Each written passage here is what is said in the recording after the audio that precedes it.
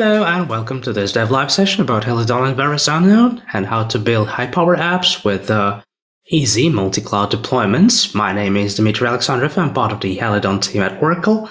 And today, together with me, will be my good friend David Cabelus, Senior Principal Product Manager at Oracle, responsible for Verrazzano. Just starting with this slide to show that everything can change fast, so whenever you take your business decision, please consider checking everything once again. Yes, if you have been in our previous talks here at Oracle Dev Live, you know that we are building microservices, and we are building them in different ways with Helidon. So, but this time we will go a little bit further. As the system grows, not only one microservice, many microservices, and transactions are kind of very important in these systems. And since it's distributed transaction, it makes the situation even harder. So we have decided to show you how to do it the best way with most modern features coming with Helidon. So for that, we have chosen something which we like very much. You know, there's good news happened earlier this year. You know that Oracle is now title sponsor for a Red Bull team, or Formula One team. That means that we have decided to create an example for a Formula One ticket booking system with Helidon and Verrazzano. Let us actually do it, and first of all, let us get acquainted with the technology for those of you who don't know. Once again, Project Helidon is used to create microservices in Java. I like this name very much because in Greek it means swallow, which means that it's like a small bird flying in the clouds, you know, like it's a very good representation of what microservice is. Small bird, very maneuverable, very fast, flying up in the clouds, just like microservices this day. It is open source under Apache 2.0 license. That means everything is available on GitHub, so you can just see the code and eventually contribute there. So PRs are accepted. Built on top of Netty, it has everything out of the box you need to run cloud natively, like health metrics, checks, tracing, and to make it even more faster, we fully support GraalVM native image. So the overall architecture of Helidon is like this. So we get Netty, then we have a layer of reactive services, fully reactive services, which is Helidon Reactive. And to make it portable, we have chosen to live in micro-profile world. And we'll jump into this topic a little bit later. So Helidon SE or Helidon Reactive APIs, please have a look on the previous Dev Live, happened September 21, and everything is written there. So please take a look at this session if you want to actually know more about Helidon SE. For this demo, we have chosen a Helidon MP, and MP stands actually for micro profile. So what does that mean? That means there is a set of specification developed by community, by many vendors, for microservices written in Java. This 13 specification are actually the backbone for everything, and specification means that it's not the implementation, it's up to the vendors to create implementation for them, but specifications are there to make everything portable, so it's very easy to migrate from one server to another if you are living in frames of the specifications. And they are all set for microservices. As you probably see, there is fault tolerance because microservices is a distributed system. There's metrics, there's JOT for security, the health checks. So you can call other services using the REST client, and you can document everything with OpenAPI there. And Helidon is definitely a good choice. So if you are writing already something in terms of micro profile, it's very easy for you to migrate to Helidon, and it will provide you really, really cool numbers. As you see, we are Java 17 plus actually product. So that means that we fully support modularity, we fully support native image, and we fully support everything in Java world, and we are so much optimized there. That means that the numbers that you see here are really, really small. And as you probably see, that out of the box, you not only get everything related to micro profile, you get even some extra stuff. It's like WebSockets, for example, like transactions, persistence, cores, even, and gRPC, and one specification which is a little bit, I would say, under umbrella of a micro profile, but still not there fully, is GraphQL. So you also have it out of the box, and just by using Helidon, you are fully prepared to live in this cloud microservices world.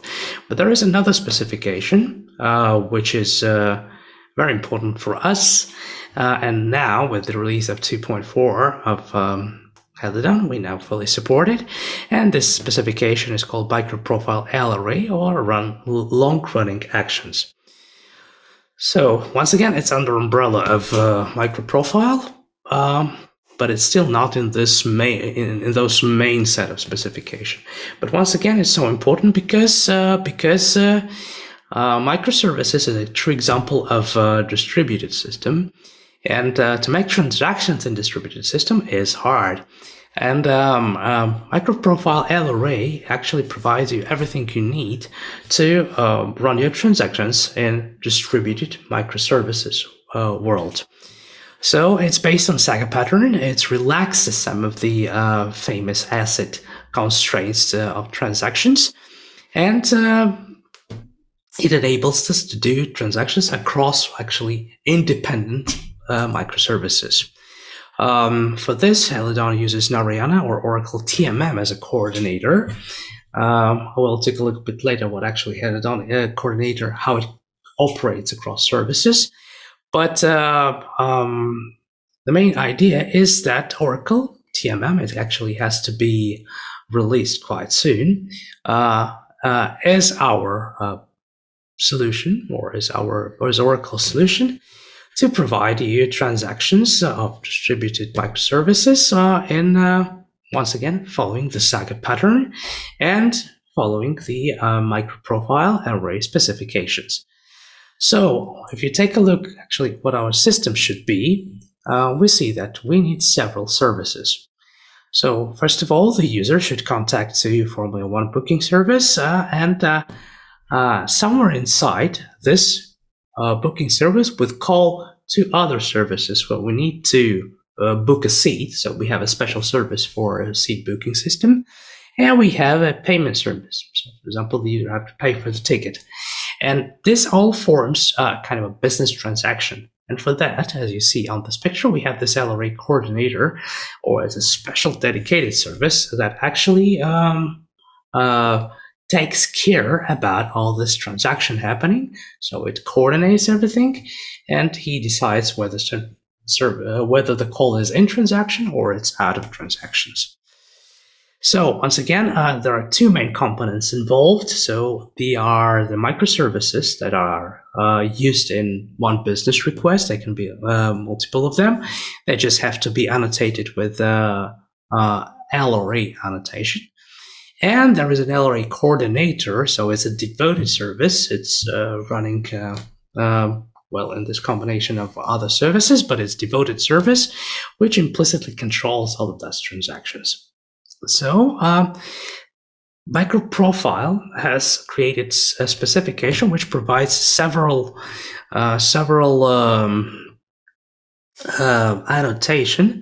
annotations to actually describe your microservices, which means that whenever you have to be in L-array world, you just annotate them, your microservices and the methods in them in special ways. So for example, L-array means that this service is part of an L-array. If you say that the transaction is completed and there is a method to complete a transaction. So you just annotate it with complete. If something goes wrong, you have to roll back a transaction. You annotate the method used for that with compensate. You also have status. You also have way to forget about transactions and to, like, for example, leave the transaction if everything is okay. We will see this in the example. And this example we will make with Helidon. So once again, you can do it easily with Maven Archetype. Just include it, and you will have everything I have described in this in the previous slides about what are the features of Helidon. You have everything there, so you just start your application, and it will be available. We highly encourage you to use our CLI for creating microservices because it highly optimizes everything. You can create application, build them, and develop with them. But let us actually jump into the code. So TMM, we said that we'll use TMM as a LRA coordinator. So I will just use a Docker image for that. You see, it starts very easy. So now we have a service which actually runs as an LRA coordinator. And let us jump to our example. So I have created just 3 small microservices. Here is the F1 booking system is an umbrella service, is a payment service, and a seat booking system. So I made them so easy just to describe how it actually looks. So it's a standard code and it's a portable code in terms of microprofile. So the F1 booking resource has only one service called make booking. And this booking accepts a seat number and a credit card number, just as a very easy REST command, a REST GET command. And what it does call a F1 booking seat service, so to book a seat. So one transaction is formed out of seat and out of payment. This can be done in parallel. And as you see, we just annotate them with a transaction that says, okay, so for making a new reservation, you just need a new service. The payment services and the booking services are also very small. They're just there to show that, for example, the make payment command, it just said that it has to be running in an LRA only environment. So this is part of the transaction. And everything, after everything is okay, we say that LRA is finished and everything is working perfectly. If everything is okay. For seat booking service, we say that it's also just a small method, which has actually 2 methods. So once again, we create booking for a seat, so it also has to be part of the LRA. But if something goes wrong, for example, the seat is failed, like for example, here we say that all the seats except 1F are available. He said that we have to compensate it. For example, if you can't book the seat, the compensate method will be called. That means that the payment should not go ahead, and all the transaction has to fail.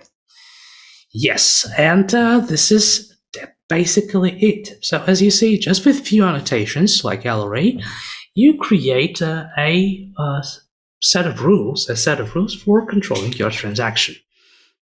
And let us try to do this. So I have actually compiled them, and just to save your time, I will run 3 microservices. So it's Java -jar. So I have made an alias about Java -jar. It's JJ, and 3 services are running. Let us see. See, the start is so easy, so fast, as we say. Well, currently it's experimental feature, but in the next release it'll be fully available under production. So long-running actions are running, and let us actually try to book something.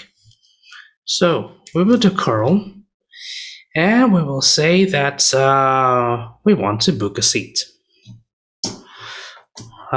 So it forms a transaction, And if we go to the outputs, we create, yes, the booking is successful and the payment has been made. Yes, LRA has finished. So we called 2 services and all of them are ready. If, for example, we say that this credit card is wrong and we are not able to do this, so we run it. We say that, we see an example there, and we say that we try to create a booking, but this booking has failed. And we say to the LRA coordinator, which runs actually here, that this response has to be, this transaction has to be cancelled. And that means that you don't have to continue.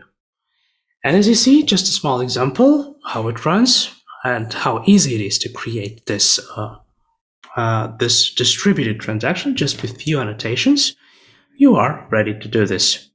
The only thing you actually have to show is that for each service, you have to create a property about where actually the coordinator is. In our case, is in this service. And just to say that what is the participant URL. I did it like this just because I'm running a local environment in Docker. Most of the time, you just specify a URL, which runs somewhere in your cloud deployments. And by the way, as I say cloud deployments, let us actually deploy it in Verrazzano. So you can see how all this, this project technically runs in the clouds. So several microservices, they talk to each other, and they form transactions. And now we are ready to get them to the clouds. And for this, I kindly asked David Cabelus to take over and to show us how to do this in Verrazzano. Okay, perfect. So thank you, Dmitry. So now that we have these container images, how do we actually take them and deploy them into the cloud? Right. So we have these 4 microservices, and we have them together as, and I'm calling it here, an application model. And I'm using that term very specifically because we're actually going to use Verrazzano to deploy this application system into the cloud, right? So if you're not familiar, Verrazzano is an enterprise container platform. It is made up of a series of open source components. Some of these are from community-led projects. Some are from Oracle-led projects. We take them, you know, we take the source code, scan for vulnerabilities, build from source, and then we make this available as a platform, right? It has its own life cycle, and it is truly designed to run, you know, your traditional applications alongside your Java microservices, alongside your Polyglot microservices, and it is designed to run across Kubernetes clusters, right? And these Kubernetes clusters can be in Oracle Cloud, it can be on premises in your own cloud, it can be on other cloud platforms. It is truly a multi-cloud enterprise container platform. And so let's go back to the word model. So within Verrazzano, we've adopted Open Application Model as the deployment strategy for deploying applications. So Open Application Model enables you to write microservices that are agnostic to, or they're not tied to any particular cloud platform where you're going to deploy them. And then you have your application operators who take those components and assemble them into an application configuration, right? So we're going to actually, this is what we're going to do here today. So we're going to deploy that unit, that application system as a unit, and we're actually going to do it across clouds. In my demo setup here, I've got 2 Kubernetes clusters. These are on Oracle Cloud in our Oracle Container Engine for Kubernetes. And in Montreal, I've got an admin cluster set up. So in Verrazzano, you can have 1 admin cluster and N managed clusters within a Verrazzano environment. And in this environment, we're actually going to use the admin cluster to deploy into the managed cluster. And then after it's deployed, metrics and logs are pushed back to or scraped to the admin cluster, right? So we use the admin cluster as as the central point of management. And so I mentioned, you know, this notion of components and application configurations. So with Open Application Model, for each of these microservices, we have to define what the component is. And it's a pretty simple YAML file that's required. And I'm going to show this as 4 separate files, if you will, but really I can deploy them as one file. And I'm just going to list out the individual components, right? So in this case, the first component, I have this F1 booking service. That's sort of the outermost service. And this is a Helidon workload. So we've extended Open Application Model to provide some additional automation and goodness under the covers for things like Helidon, for WebLogic workloads, for coherence workloads. But we're not, those aren't required, right? You can create just a regular container and then we'll deploy that as a containerized workload. So important things here are the name of the service, the type of workload, and then the container information. And so we know we're going to access this container at port 7000. For the seat booking service, again, a Helidon workload. Here's where my container is, and I'm going to access that at port 7001. Payment service is very similar. And then the LRA coordinator that we're going to deploy, we're going to use Narayana here. And this one we're actually going to access at port 8080. And you can see this is just a containerized workload. So those are the components, and we will define them in Kubernetes. And then after we've defined those components in Kubernetes, we deploy this application system, right? And this is also set up in the YAML file, and you can see I've got this F1 booking service, and then I'm going to list out the components, and then I'm going to apply traits to these components that sort of map it to the system, right? So first I've got this F1 booking service. I'm going to provide a metrics trait, which basically says when you're connecting to this container, you need to the pods, you need to use port 7000. And then I'm going to expose this one service using an ingress. So I apply an ingress trait. And this is a pretty simple one. Basically says, you can get to this application at this prefix once it's deployed. And then under the covers, Verrazzano does the heavy lifting of setting up a gateway and a virtual service and exposes this application outside of the Istio service mesh. For the rest of the components, again, this is one file. So I've got the seat booking service. Again, how do I get to the metrics? No ingress trait for this one. Same with payment service, no ingress trait. LRA coordinator, no ingress trait. So these are not accessible outside of the service mesh. And the last thing I want to point out here is this placement, right? So we can tell Verrazzano where to deploy this application. So if you remember, I had 2 clusters in my environment. I have the admin cluster, which we actually call local within the system, and then my remote console we call managed one within the Verrazzano environment. So in this case, I'm going to actually deploy it into managed one. And I want to show you, just want to tell you what Verrazzano is going to do as we deploy this, and then I'm going to switch over and we're actually going to do this, right? So when you deploy your applications, you apply the components file or files, and then the application configuration file. Besides creating a namespace, Verrazzano gets a token, creates a service account, uses that to create an authorization policy, creates 4 deployments, right? Because we have 4 microservices. These are Kubernetes deployments. Creates 4 Kubernetes services, and then it creates a gateway and a virtual service for the one application that we had defined we wanted to actually expose using an ingress. Then it gets a certificate, puts that certificate into a secret, creates the network policies using that secret. So within the service mesh, by default, Verrazzano is set up to require mutual TLS, and we actually kind of lock down these services so that they're not just available to anyone. And then lastly, we update the Prometheus config map so that Prometheus will begin to scrape.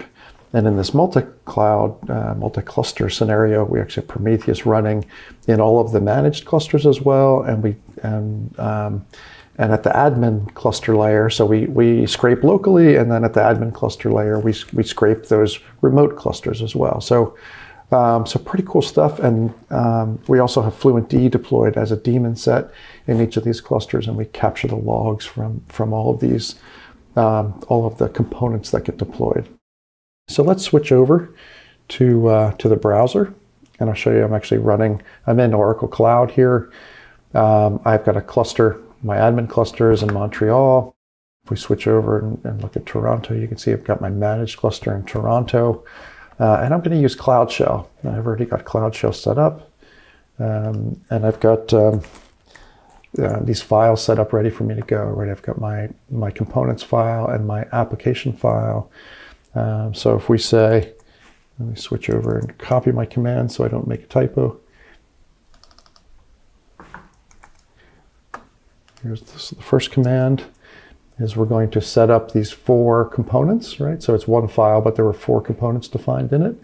Same components we've been talking about all day.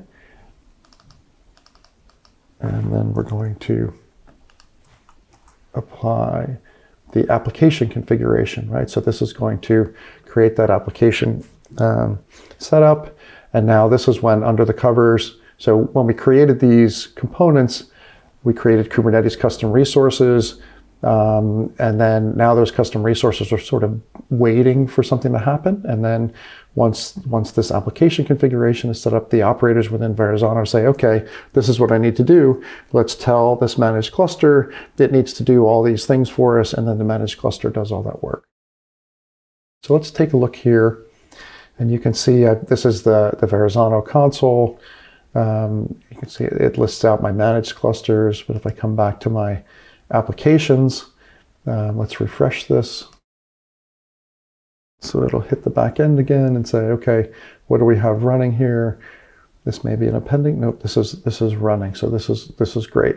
So now let's go back to here, and I want to actually give this application some traffic. And I'm going to use the same curl commands, just kind of used the same way we would use them in the cloud here. So I'm trying to book the seat 6F using a bad credit card. I'm going to do it again a couple of times here, maybe one more time just for good measure. Okay, so that's up and running. So now let's go over and take a look at OpenSearch. Okay, so if we go here, I can look at let's filter this by this namespace, and then you can see we've got some, in the last 15 minutes, we've got a couple of things going on here. If we look for the word canceled, because remember the LRA coordinator is going to cancel these, right? So you can see we're capturing logs already. And if we go to Kiali, we should be able to see the way this application is set up. It's kind of cool. Shows us this. Yep, you can see. So we're from the browser, we're hitting the F1 booking service, which talks to everything else, right? First, it then has to talk to the LRA coordinator. You can see these green lines are the intercommunication, and oops, we'll go back to the last 5 minutes because as it's not really working anymore, it stops showing all the different connections. But pretty cool. Kiali can show you what's going on here. Okay, so let me switch back to slides and wrap up here. And I just want to remind you, right? We started from scratch today, creating a microservice system that uses transactions, and we used Helidon libraries for this to work, and then we deployed into a multi-cloud environment using Verrazzano. If you're looking for more information, lots of more information available, verrazzano.io, follow us on Twitter, GitHub is there. Similar for Helidon, we've got the Helidon project, helidon.io, GitHub. So that's it. Thank you for your attention. I very much appreciate it. And of course, download Java 18 now. Thanks very much.